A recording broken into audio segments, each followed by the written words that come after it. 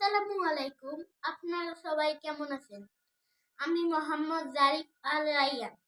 আপনাদেরকে আমি কালিমায়ে শাহাদাত শোনাতে চাই।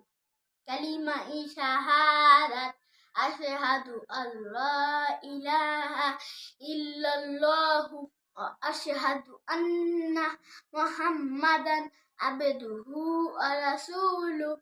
কালিমায়ে শাহাদাতের অর্থ আল্লাহ তাআলা ব্যতীত আর কোনো মাবুদ নাই।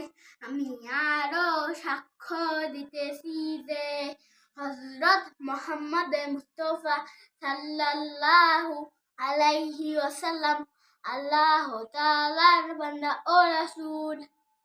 ধন্যবাদ সবাইকে।